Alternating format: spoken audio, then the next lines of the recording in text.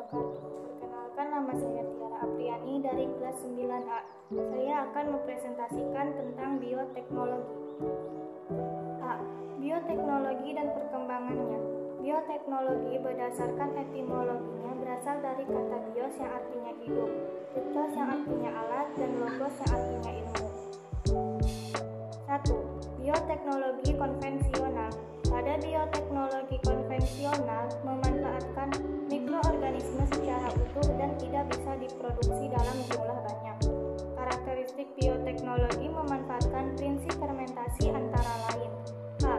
Memanfaatkan mikroorganisme secara utuh dan langsung. B. Menggunakan alat tradisional dan sederhana. C. Menggunakan cara sederhana. D. Tidak membutuhkan keahlian khusus. Bioteknologi tradisional memiliki beberapa kelebihan seperti menggunakan bahan yang harganya relatif murah dan mudah didapat. Teknologi yang digunakan tergolong sederhana dan bisa meningkatkan nilai gizi suatu makanan. Adapun kekurangannya adalah adanya perbaikan masalah genetik dan tidak bisa mengatasi masalah genetik yang sudah ada.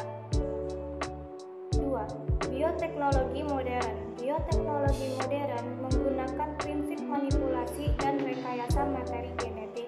Materi genetik yang direkayasa adalah DNA, yang bisa berasal dari plasmid atau kromosom sel bakteri, sel kamir, ataupun genom virus. Kelebihan bioteknologi modern adalah: A. Perbaikan sifat genetik dilakukan secara terarah. B. Dapat mengatasi kendala ketidaksesuaian genetik. C. Bisa menghasilkan organisme dengan sifat baru yang tidak ada pada sifat alaminya. D. Dapat meningkatkan kualitas produk. Adapun kekurangannya adalah: A. Biaya produksi relatif lebih mahal. B. Memerlukan teknologi canggih. C. Harus memperhatikan pengaruh jangka panjang yang mungkin ditimbulkan. B. Penerapan bioteknologi dalam kehidupan. 1. Bioteknologi pangan. A. Pemanfaatan mikroorganisme untuk membuat kue atau roti. Dalam pembuatan kue, pada adonan tepung ditambahkan ragi ke dalam adonan, kemudian dibiarkan beberapa saat agar mengembang. B. Mikroorganisme untuk membuat asinan. Asinan atau acar merupakan hasil fermentasi bakteri asam laktat yang memberi rasa masam dan sedikit asin pada bahan-bahan seperti kubis, mentimun, dan lobak. C. Mikroorganisme pembuatan alkohol. Proses pembuatan alkohol berasal dari ekstrak buah-buahan yang difermentasi menggunakan bakteri. D. Mikroorganisme pembuatan yogurt.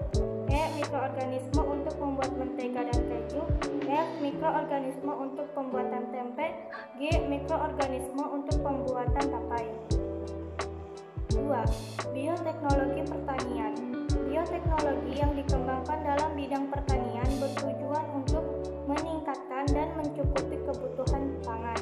Tanaman yang susunan gennya sudah dimanipulasi disebut tanaman transgenetik. Beberapa penerapan bioteknologi dalam bidang pertanian antara lain: A. Kultur jaringan tanaman. B. Produk kentang roaster Burbank. 3. Bioteknologi peternakan. A. Teknik inseminasi buatan. B. Transgenetik. C. Hormon BST. 4. Bioteknologi kesehatan. A. Antibiotik. Antibiotik merupakan senyawa yang dapat menghambat pertumbuhan mikroorganisme lain, misalnya bakteri. B. Insulin buatan. C. Vaksin. Vaksin merupakan substrat yang digunakan untuk vaksinasi. D. Antibodi monoklonal. 5. Bioteknologi lingkungan. A. Pemanfaatan pseudomonas untuk membersihkan tumpahan minyak. B. Bioremediasi. C. Fitoremediasi. 6. Bioteknologi forensik. C. Dampak penerapan dan pengembangan bioteknologi. 1. Dampak terhadap lingkungan. A. Bertentangan dengan prinsip biologi. B. Kurangnya variasi tanaman. C. Terjadinya polusi gen. D. Menimbulkan hama resisten. 2. Dampak terhadap kesehatan. A. Menyebabkan alergi. B.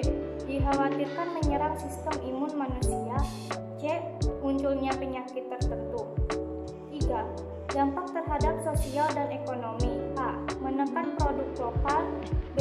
Belum ada hukum jelas yang mengatur bioteknologi.